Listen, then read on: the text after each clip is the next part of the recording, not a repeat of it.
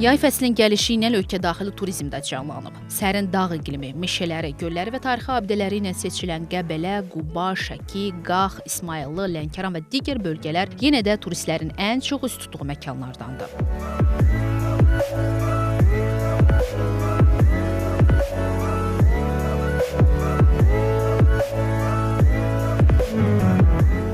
Getdikcə artıq regionlarda turizm məhsullarının sayı artırılması, eləcə də yeni yerləşmə məntəqələrinin açılması nəticəsində turistlərimiz daha çox regionlarda istirahət etməyə çalışırlar.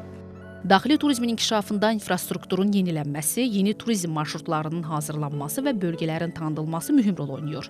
Əsas məqsədimiz xüsusilə kənd turizminin inkişafıdır.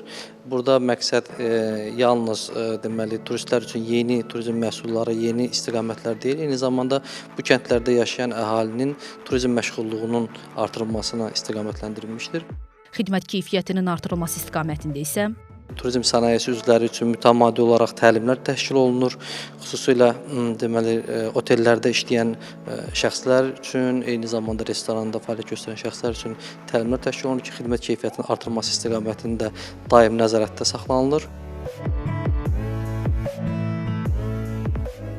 Son illər daxili turizmdə diqqət çəkən əsas istiqamətlərdən biri də Naxçıvandır. Həm hava nəqliyyatının əlçatan olması, həm qədim tarixi abidələri, müalicə və təbiət turizm imkanları bu məkanı daha cəlbedici edir. Tarixi mədəni irsi, unikal təbiəti və sağlam turizm imkanları ilə seçilən Naxçıvanın daxili turizmdə payının artırılması istiqamətində də işlər davam etdirilir.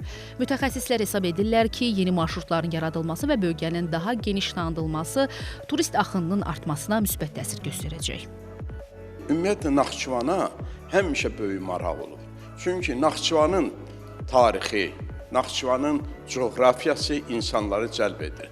Və də turizmin inkişafı üçün zəngin potensiala malikdir. Çünki eyni zamanda Naxçıvanda turizm növlərinin inkişafı üçün çox yüksək şərait var. Bu sağlamlıq turizmi, biz bilirik ki, Duzdağ və Naxçıvanda bilirik ki, 250-dən çox mineral mənbələr var. Eyni zamanda dağ xizək turizmi, tarixi mədəni turizm, kənd yaşıl turizm Naxçıvanda çox yaxşı inkişaf edər. Və mən əminəm ki, bir turizm eksperti kimi inşallah şimal-cənub dəhlizinin açılması ilə, yəni ki, bu dəmir yolunun artıq fəaliyyəti ilə Naxçıvana gedən turistlərin sayı daha çox olacaqdır. Belə olan halda xidmət keyfiyyətinin artırılması da ən ümdə məsələyə çevrilir. Naxçıvanlı həmkarlarıma tövsiyə edərdim ki, indidən yaxşı ekskursiya bələdçiləri hazırlasınlar, yeni turizm şirkətlərinin fəaliyyətini artıq yekunlaşdırsınlar. Təbii ki, bu turistlərin sayı artdıqca o ərazidə yeni otellərin inşasına start veriləcək.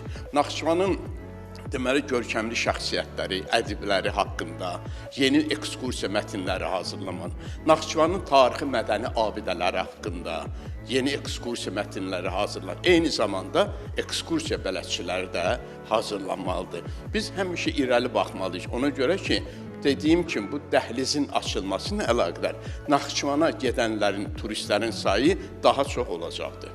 Beləliklə, yay mövsümü təkcə istirahət deyil, həm də Azərbaycanın turizm potensialını öyrənmək üçün əlverişli fürsət hesab olunur.